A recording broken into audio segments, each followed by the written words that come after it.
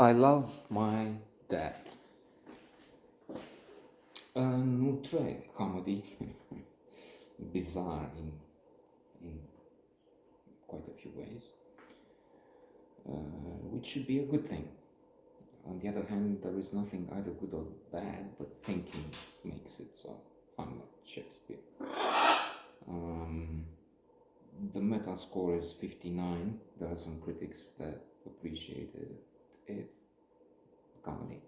Others who said this is bad.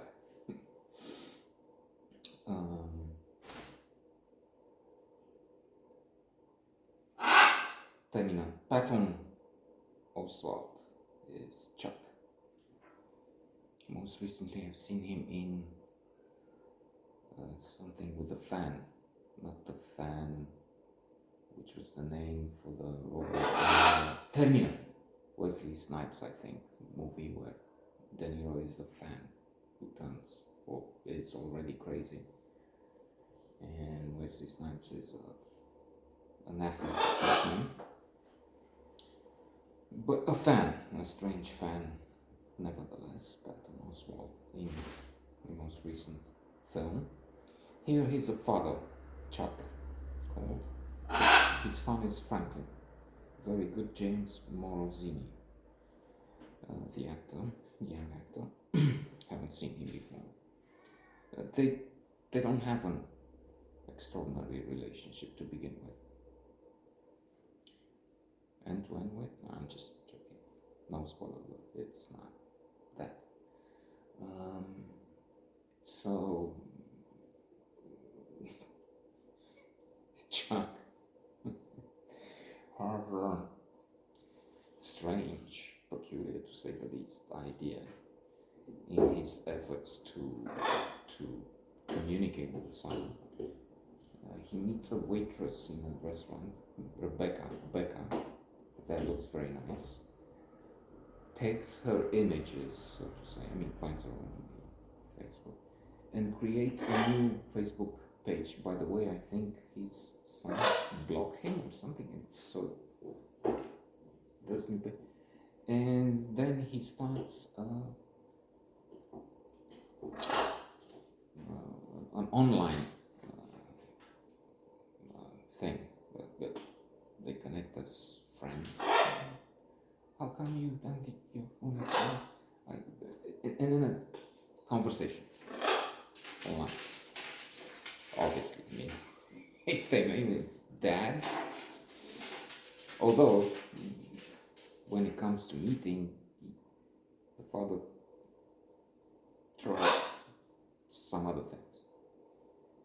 And how come I'm your own? Well, I canceled my profile, my page. Why? I needed a break. So he thinks, but then they get friendly.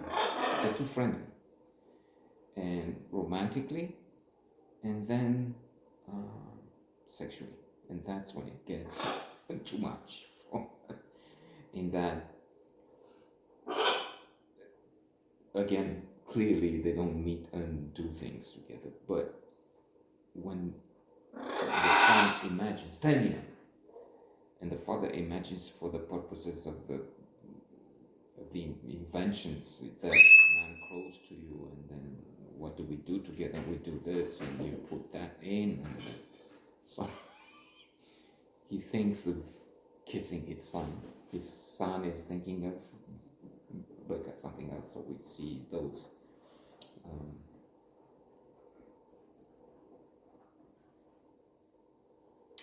products, terminal of the imagination, and it's more than creepy.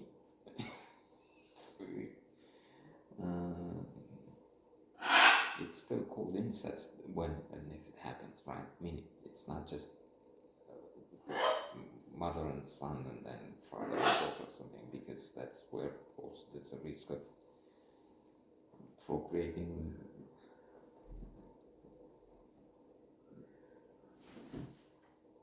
against nature, as in what results potentially is being exposed to all sorts of diseases and so on, genes and that. But it's also for father and son. Anyway, so you see, it's that territory where it's amusing at times, but also, oh my god, really? And that's where one critic says, dismissing, rejecting this one, their efforts to fail to make this work. So anyway, again, it depends. We have Jamie Oliver's wife, John Oliver, Rachel Dratch, I said it. She is the lover, sexual partner of Chuck in the film. She says, "You're not good at it, so let's be creative." And then he comes up with this idea. Okay, why don't you call, and she does, my son, and say you're Becca. But you're lying. Why do you want to do that? Joke. And she gets closer to the truth. When she finds it, you're sick man. And she goes out. So it's again funny, but also trying to be serious, explore the desperation of some beings. So, to conclude, this is interesting. As Shakespeare was putting it, and others, the mind is its own place. It can make heaven out of hell and hell out of heaven, to use another quote. It depends on how you look at it, where you're coming from, I guess. And you can be appalled by some strange things, or enticed. That's interesting. And you don't,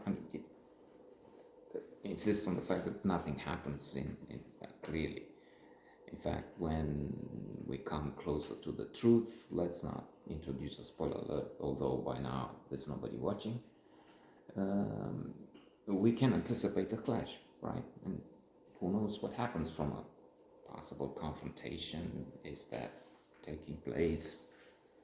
What can it be? What do you think?